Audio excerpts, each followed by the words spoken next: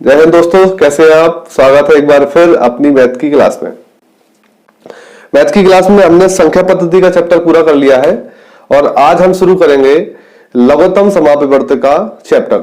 लघुत्तम समापवर्त की परिभाषा जानेंगे, इसके लघुत्तम समापवर्त कैसे निकालते हैं और लघुत्तम समापवर्त से रिलेटेड सवाल पेपर में कौन कौन से पूछे जाते हैं और उनका लेवल क्या रहता है, इस वीडियो में आज हम ये जानेंगे। तो शुरू करते हैं बिना किसी देर किए हुए। सबसे पहले लघुत्तम समापवर्त की परिभाषा पढ़ेंगे, उसके बाद इसके कुछ क्वेश्चंस को सॉल्व करेंगे। तो दोस्तों, लघुत्तम समापवर्त दो शब्दों से मिलकर बना हुआ है, लघुत्तम और समापवर्त। लघुत्तम का आप मतलब जानते होंगे, लघुत्तम यानी कि सबसे छोटा। लघुत्तम यानी होता है सबसे छोटा, लघु यानी छोटा, तो लघुत्तम यानी सबसे छोटा। और समापवर्त का संधि विच्छेद कर लीजिए, सम धन अपवर्त्य। सम यानी होता है दोस्तों कि दोनों में समान, और अपवर्त यानी होता है, अपवर्त का मतलब होता है गुणज। अपवर्त यानी होता है गुणज, यानी कि किसी एक संख्या का दूसरी संख्या में भाग गुणा करने पर जो तीसरी संख्या प्राप्त होती है वह उस पहली संख्या का गुणज कहलाती है, यानी कि अपवर्त कहलाती है। किसी भी संख्या का अपवर्त वह संख्या स्वयं सबसे छोटी संख्या, सबसे छोटा अपवर्त वह स्वयं होती है। यानी कि यदि मैं बात करूं कि 4 का सबसे छोटा अपवर्त क्या होगा, तो जैसा कि मैंने आपको बताया, अपवर्त यानी कि गुणज, सबसे छोटा गुणज। 4 कोई संख्या है, इसका सबसे छोटा गुणज क्या होगा, यानी कि सबसे छोटी संख्या में इसका मैं गुणा करूंगा तो इसका सबसे छोटा गुणज हमें प्राप्त हो जाएगा। तो 4 का गुणज सबसे छोटी संख्या कौन सी होती है? 1। तो 1 में अगर मैं 4 का मल्टीप्लाई करता हूं तो सबसे छोटी संख्या प्राप्त होती है हमें 4। ये इस संख्या का ये सबसे छोटा गुणज यानी सबसे छोटा अपवर्त है। तो और अपवर्त, कोई भी संख्या का सबसे बड़ा अपवर्त ज्ञात नहीं किया जा सकता। क्यों?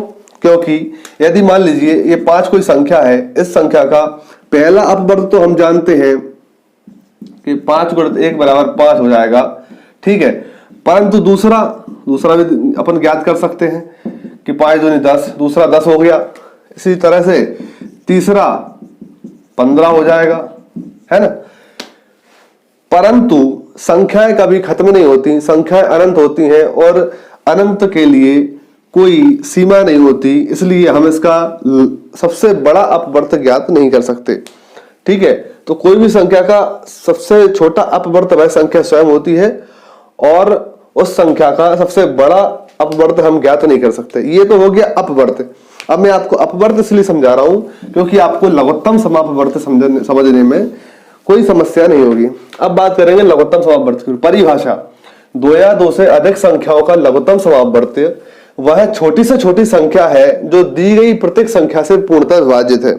यानी कि मान लीजिए कोई संख्या, 2 या 2 से अधिक संख्याओं का, 2 संख्या ले लीजिए, मान लीजिए 24 और 42 कोई संख्या ले ली हमने, 24 और 42 2 संख्याओं का लघुत्तम समापवर्त वह छोटी से छोटी संख्या है जो दी गई प्रत्येक संख्या से पूर्णतः विभाजित हो जाए।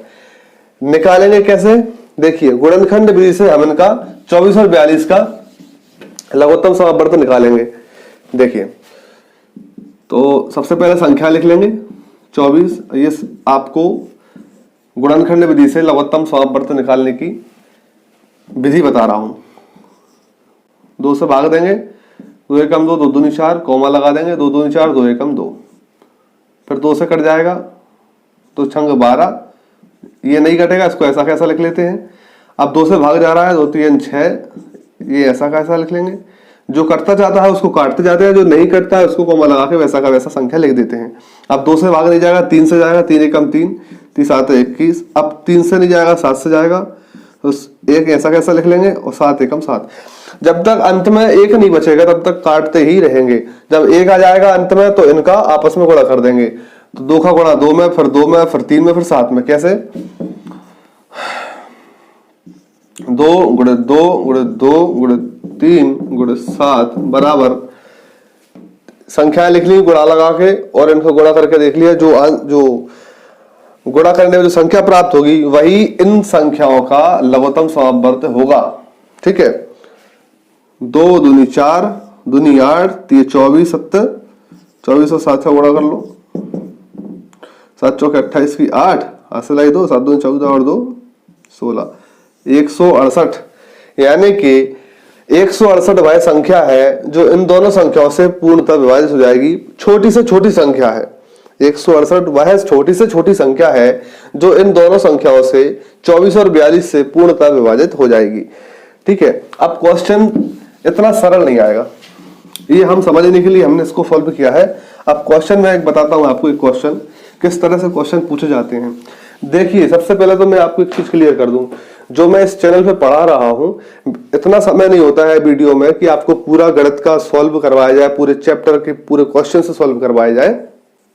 यदि ऐसा करवाएंगे तो एक ही चैप्टर में एक दिन पूरा चाहिए, एक दिन पूरा आपको लगेगा, क्योंकि सॉल्व करने में काफी सारा टाइम लगता है। तो मैं यहाँ पे आपको सिर्फ टेक्निक बताऊंगा, सिर्फ विधि बताऊंगा सॉल्व करने की। आप उसको घर पे अपनी किताब से, अपनी टेस्ट सीरीज से, जिस भी माध्यम से आप पढ़ रहे हैं बुक से घर पे, उसमें आप उसको सॉल्व करेंगे। और जहां कोई आपको प्रॉब्लम आती है तो फिर मैं आपके लिए बैठा हूं। आप निसंकोच उसका फोटो निकाल के क्लिक करके मुझे व्हाट्सएप कर सकते हैं और ईमेल भी कर सकते हैं। ईमेल आईडी उसमें डली हुई है अबाउट सेक्शन में, तो आप ईमेल कर सकते हैं कोई भी क्वेश्चन पूछने के लिए। ठीक है, अब देखिए क्वेश्चन किस तरह से पूछा जाता है। मैं एक क्वेश्चन आपको लिखता हूं,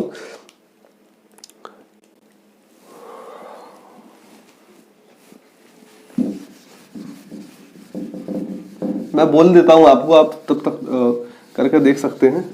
वह छोटी से छोटी संख्या, क्वेश्चन है, वह छोटी से छोटी संख्या ज्ञात करें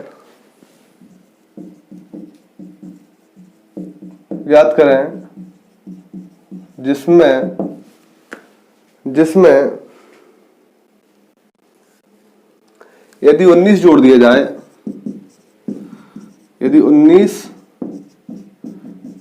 जोड़ दिया जाए, ये क्वेश्चन मैं आपको इसलिए लिखवा रहा हूं ताकि आपको एक अंदाजा मिल जाए कि किस तरह के क्वेश्चंस पेपर में पूछे जाते हैं। दिया जाए तो प्राप्त योगफल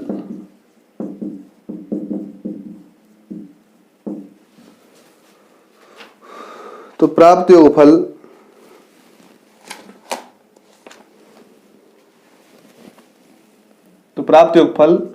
28, 36 एवं 45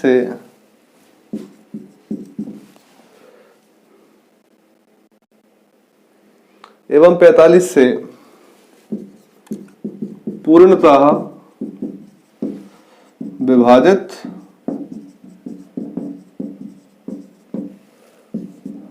हो जाए।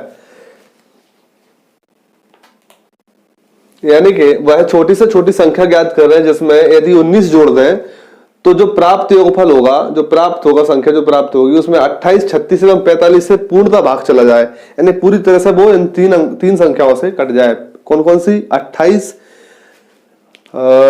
36 और 45। तो देखिए क्वेश्चन कह रहा है कि छोटी से छोटी संख्या, जब भी छोटी से छोटी संख्या लिखा आएगा, है ना, और फिर बाद में कहेगा कि उसमें इन संख्याओं से या कुछ भी संख्या दे सकता है, 2 दे सकता है, 4 दे सकता है, 10 दे सकता है, जितनी भी संख्या है वो दे दे। 10 तो नहीं देगा, 2 से लेके 10 के बीच में देगा कुछ ना कुछ, तो उनसे भाग चला जाए। तो अब क्या करेंगे अपन? सीधा सीधा कह रहा है कि लघुत्तम ज्ञात करो उसका, तो लघुत्तम उसका ऐसा ज्ञात करेंगे, मैंने बताया था आपको, 36 और 45 इनको काट देंगे, डायरेक्ट ही काट देते हैं 4 से। 4 7 28, 4 नाम 36, और ये कटेगा नहीं। आप काट दो 3 से, 7 ऐसा कैसा, 3 3 9 और 15 3 45। अब 3 से फिर काट दो, 7 ऐसे कैसे, 3 1 3 3 5 15। अब 7 से काटो या 5 से काटो, कोई फर्क नहीं पड़ता, ठीक है, क्योंकि अपन बोर्ड की कॉपी नहीं लिख रहे हैं, अपन कॉम्पिटिटिव एग्जाम की तैयारी कर रहे हैं। ये सिर्फ समझाने के लिए है, बाकी आपको उंगलियों से करना पड़ेगा। 5 1 का 1, 1 का 1, 5 1 5। अब क्या करेंगे, वही इन साइड की संख्याओं को गुणा में लिख के गुणा कर लेंगे। कैसे, कुछ इस तरह से 4 3 3 7 और 5, इनको मैंने लिख लिया। अब मैं गुणा करूंगा, 4 3 12, 12 3 36 और 7 5 35, 36 और 35 का गुणा करेंगे। 5 36 के ऊपर हासिल है 3, 5 3 15 और 3 18 की 8 और 3 6 18 की 8, हासिल है 1 3 3 और 1 10, 8 2 16 की 6, 1 और 1 2, 1260। देखिए हमारे पास एक संख्या आ गई है 1260, पर ये वो संख्या नहीं है जो ये क्वेश्चन में पूछ रहा है हमसे कि भाई कौन सी संख्या होगी छोटी से छोटी जिसमें 19 जोड़ने पर 28 और 36 45 से भाग चला जाए।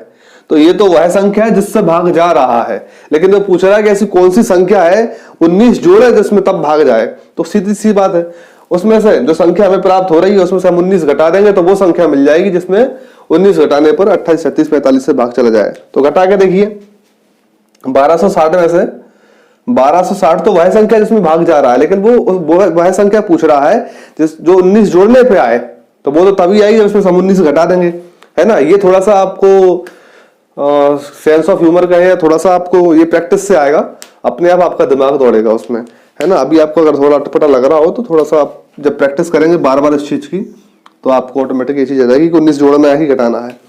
तो 1260 में से 19 घटा दो, 1260 19 घटा देंगे, 10 में से 9 जाएंगे 1 बचेगा, 6 में से 2 जाएंगे 4 बचेगा, 2 के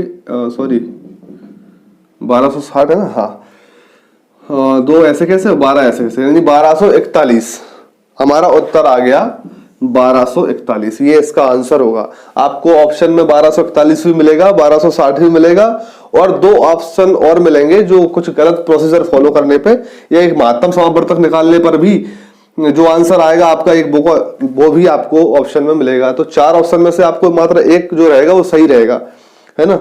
तो आपको गलती नहीं करनी, जो क्वेश्चन पूछ रहा है पहले उसको एक बार और पढ़े आप, उसके बाद कंफर्म करने के बाद ही आप इस पर टिक करें। मतलब ये भी जरूरी नहीं कि हर बार यही क्वेश्चन आपसे पूछा जाएगा इस तरह का, पर इस तरह के क्वेश्चंस पूछे जाते हैं, संख्याएं बदल दी जाती हैं। संख्याएं बदलने पर पैटर्न कभी से चेंज नहीं होता।